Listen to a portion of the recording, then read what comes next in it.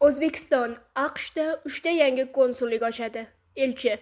O'zbekistonning Qo'shma Shtatlardagi elchisi Furqat Sidiqov ikki davlat o'rtasidagi turizmni rivojlantirish istiqbollari haqida gapirdi.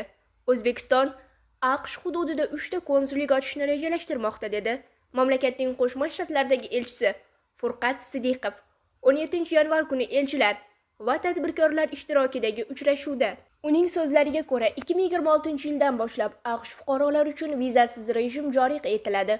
Bu esa turizm sohasi uchun yangi istiqbollarni ochadi.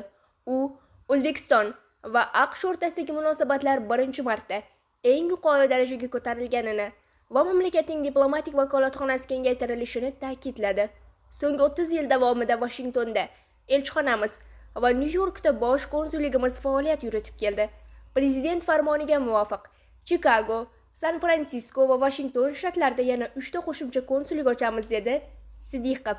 Elchi bu mamlakatning sayyohlik salohiyatini targ'ib qilish uchun qo'shimcha imkoniyatlar yaratishni ta'kidladi. Shuningdek, O'zbekiston hozir mintaqada Qo'shma Shtatlarni Markaziy Osiyo va Yevropa bilan bevosita bog'laydigan yagona mamlakat ekanini ta'kidladi.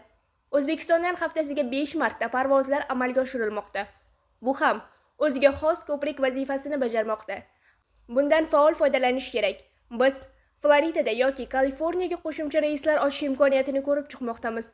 Bu potensial yanada ko'proq kengayadi degani dedi elchi.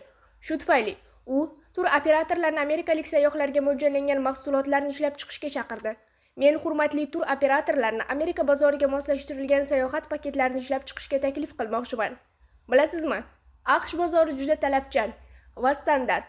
Sodda takliflar bu yerda ishlamaydi dedi Sidiqov. Uning ta'kidlashicha, hozir AQShda o'zbekistonlik migrantlarning 3-avlodi ulg'aymoqda va ko'pchilik o'z tili va vatani bilan aloqasini yo'qotmoqda. Agar biz vatandoshlarimiz uchun maxsus turlarni taklif qilsak, ishonchim komilki, o'zbek oilalari farzandlarini O'zbekiston bilan tanishtirish, ularga Samarqand, Buxoro va boshqa tarixiy joylarni ko'rsatish uchun olib kelishdan mamnun bo'ladi dedi u.